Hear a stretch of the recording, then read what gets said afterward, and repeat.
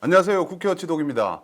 지금 버스 파업 문제로 온 나라가 시끄럽죠. 이번 정부 들어와서 하루도 조용할 날이 없는 것 같습니다. 그런데 왜 버스가 파업하냐? 이유는 알고 지옥철을 타든지 해야 되지 않겠습니까? 결론을 얘기하면 주 52시간 근무가 시행이 되면서 버스 기사분들 월급이 줄어들어서 그런 겁니다. 자, 그럼 여기서 도대체 주 52시간은 뭐고, 그게 뭔데 버스 기사님들 월급이 주냐? 여기에 대해서 간단히 설명드리겠습니다. 문재인 정권이 출범하고 나서 저녁이 있는 삶이니 워라벨이니 하면서 원래는 일주일에 68시간까지 노동자들이 일할 수 있던 걸 52시간으로 줄여버렸어요. 그 내용을 담은 근로기준법을 2018년 2월 28일 날 온갖 반대에도 불구하고 통과를 시켜버렸습니다. 자, 그럼 이 내용에 대해서 설명을 드릴게요. 기존에는 근로기준법상 노동자들이 근무할 수 있는 시간이 68시간이었습니다. 기본 40시간에 연장근무 12시간, 그리고 주말 근무 16시간 해서 근로자들이 자기가 원한다면 일주일에 68시간까지 일을 할 수 있었던 겁니다. 그런데 이걸 문재인 정권이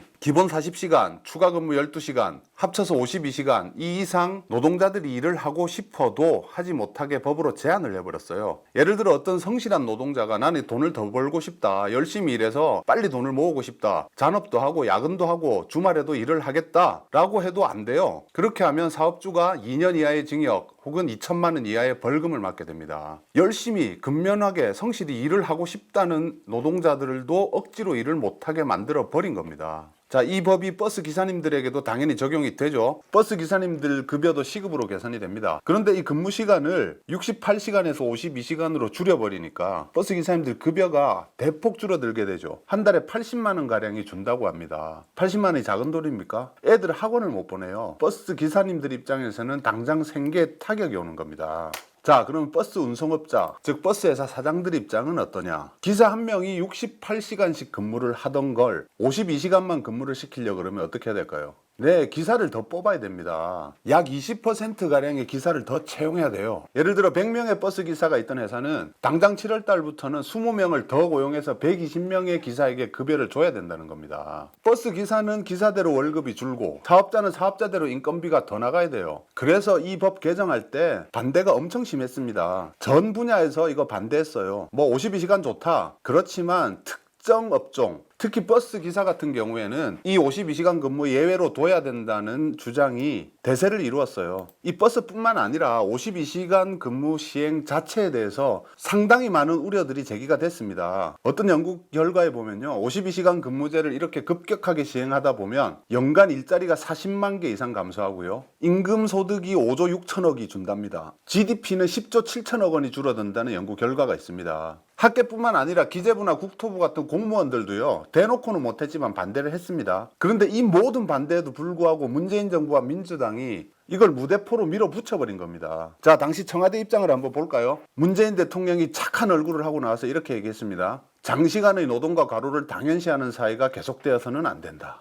착한 얼굴로 이 얘기했죠. 자, 또 이런 말도 했습니다. 국회에서 52시간 법 개정 안 하면 행정 지침을 바꿔서라도 52시간이 되게 하겠다. 이렇게 하면서 국회를 엄청 압박했어요. 자, 문재인만 이랬냐? 국회 회의록을 한번 보겠습니다. 이 법이 한창 논의되던 2007년 7월 31일 국회 환경노동위원회 고용노동소위 회의록입니다. 이 법에 대해서 당시 고용노동부 차관이 주 52시간은 하더라도 노선 여객 자동차 운송 사업, 버스 얘기하는 거죠. 버스는 특례 업종으로 제외를 해서 52시간 근무에서 빼자라는 의견을 냅니다. 또 자유한국당 환노위 간사 이미자 의원, 비용 문제를 얘기 안 할 수 없다. 결국 버스 요금을 인상해야 되는데 이거 다 서민들 부담이다 라고 얘기를 해요. 그러니까 일단은 실태조사를 해본 후에 근로시간 단축을 다시 한번 논의해보자 라고 강력하게 주장을 합니다. 그런데 여기에 대해서 민주당 간사인 한정혜 의원이 뭐라고 그러냐? 근로시간 단축 시행 시기를 명문화하면 그 시기에 맞춰서 정부가 속도감 있게 진행할 수 있다. 이게 뭔 말인지 잘 모르겠습니다. 이 다음이 더 골 때리죠. 법안 소위원장이 근로시간이 줄면 버스 기사님들의 수입이 주는데 여기에 대해서는 어떤 방안이 있냐라고 물었어요.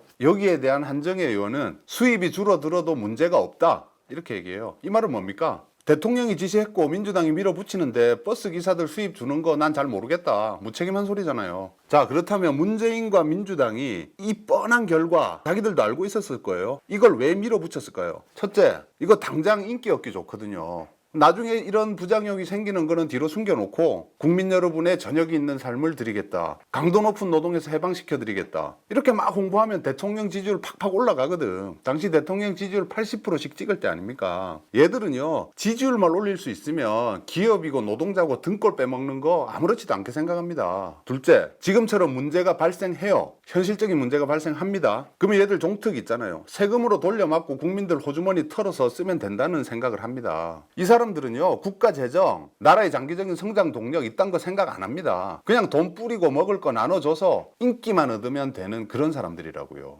보십시오. 그러니까 지금 당장 문제가 발생하니까 처음 나온 얘기가 뭡니까? 고용기금에서 돈 빼서 뿌려주겠다라는 대책이 나오지 않습니까? 그리고 또 뭐 있습니까? 국민들 호주머니 털고 있죠. 버스 요금 인상합니다. 경기도 200원 올라가죠. 충남, 충북, 세종, 경남 또 올해 안에 버스 요금 올리기로 결정했습니다. 자, 버스 요금 200원 별거 아닌 것 같죠? 4인 가족 기준으로 1년이면 48만 원이에요. 대통령 지지도 올리고 민주당 인기 끌려고요. 국민들 호주머니에서 48만 원씩 털어가고 있는 겁니다. 이거 정확히 아셔야 돼요. 자, 그리고 세 번째, 민주당은 기본적으로 자유경쟁시장을 싫어하는 것 같아요. 어떻게 해서든지 사업장들을 국가 기관화하려고 해요. 그래서 자기 손아귀에 넣고 주물럭거리고 싶은 거죠. 민주당 쭉 보십시오. 철도, 수도, 전기 이런 거 시장에 내놔서 경쟁력 올리는 거 반대하잖아요. 다 국유화해야 된다고 하는 사람들이지 않습니까? 자, 그리고 지금도 당장 민주당 대표 이해찬 대표가 뭐라 했습니까?